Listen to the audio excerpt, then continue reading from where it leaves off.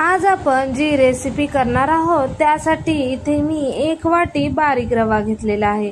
तुम्ही इथे कोणताही जाड बारीक रवा घेतला तरी देखील चालेल। आता तो रवा मी इथे एका भांड्यात काढून घेतला। आता आपण ज्या वाटीने रवा घेतला त्याच वाटीने इथे मी 2 वाटी दूध यामध्ये टाकणार आहे। दूध इथे नॉर्मल रूम टेम्परेचरवरच टाकायचं आहे, थंड किंवा गरम टाकायचं नाही।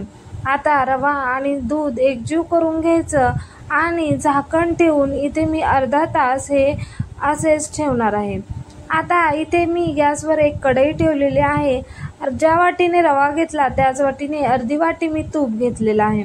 त्यातील 2 चमचे तूप या कढईत टाकायचं आणि यामध्ये आपण काही ड्रायफ्रुट्स टाकणार आहोत। यामध्ये मी 4-5 काजू, 4-5 बदाम आणि थोडंसं सुकं खोबरं याचे बारीक तुकडे करून घेतलेले आहेत।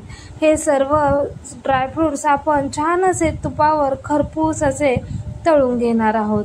इथे तुम्ही तुमच्या आवडीप्रमाणे कोणतेही ड्रायफ्रुट्स घेऊ शकता किंवा यातील कोणते ड्रायफ्रुट्स तुम्हाला आवडत नसतील तर ते स्किप देखील करू शकता। इथे आपले ड्रायफ्रुट्स छान असे तळलेले आहेत, ते मी एका भांड्यात काढून घेतले।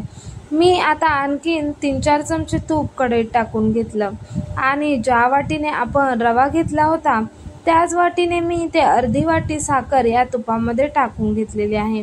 आता इथं आपण साखर छान अशी मेल्ट करून घ्यायची आहे। गॅसची फ्लेम मीडियम ठेवलेली आहे आणि इथं साखर पूर्णपणे आपण वितळून घेतलेली आहे। तुम्ही पाहू शकता आपली साखर छान अशी कॅरमल झालेली आहे। आपल्या साखरेला छान असा गोल्डन रंग आलेला आहे। आता आणखीन 1-2 मिनिटं आपण साखर पूर्णपणे इथे वितळून घेणार आहोत। इथे साखर पूर्णपणे वितळल्यानंतर आपण इथे गॅस बंद केलेला आहे आणि आपण दुधामध्ये रवा जो भिजत ठेवलेला होता तो या स्टेजला आपण या साखरेमध्ये टाकून घेणार आहोत। इथे मी गॅस पुन्हा चालू केलेला आहे। इथे सुरुवातीला तुम्हाला हे मिश्रण कडक वाटेल, पण जसजसे रवा आणि साखर एकजीव होत जाईल तसं हे पूर्ण मिश्रण छान एकजीव होते। इथे 1-2-3 मिनिटं मी छान असं हे सर्व मिश्रण एकजीव करून घेतलेलं आहे। साखर वितळायला लागली की रवा पूर्णपणे साखर आणि रवा एकत्र होतो। आता आपण यामध्ये जे ड्रायफ्रुट्स तळून घेतलेले होते ते ड्रायफ्रुट्स यामध्ये टाकायचे आणि पूर्ण मिश्रण छान एकजीव करून घ्यायचं। इथे तुम्ही पाहू शकता आपल्या शिऱ्याला छान असा रंग आलेला आहे। आज आपण याला शिरा म्हणू शकता किंवा तुम्ही याला हलवा म्हणू शकता। अगदी अप्रतिम चवीचा असा या पद्धतीने जर तुम्ही केला तर शिरा तयार होतो। इथे तुम्ही पाहू शकता आपला शिरा छान असा तयार होतच आलेला आहे। पण आपलं वाटीत जे 2 चमचे तूप उरलं होतं ते देखील तूप मी यामध्ये टाकून घेतलेलं आहे आणि छान असा शिऱ्यामध्ये हे एकजीव करून घेतलं।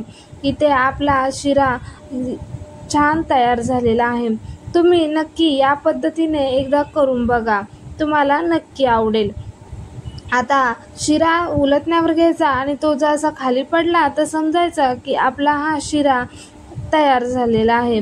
आता शेवटी आपण यामध्ये अर्धा चमचा वेलची पावडर टाकणार आहोत। इथे आपण वेलची पावडर देखील छान अशी या शिऱ्यामध्ये एकजीव करून घ्यायची आणि आपल्या वेलची पावडरमुळे शिऱ्याला आणखीन छान अशी चव येते। आता आपला शिरा तयारच झालेला आहे।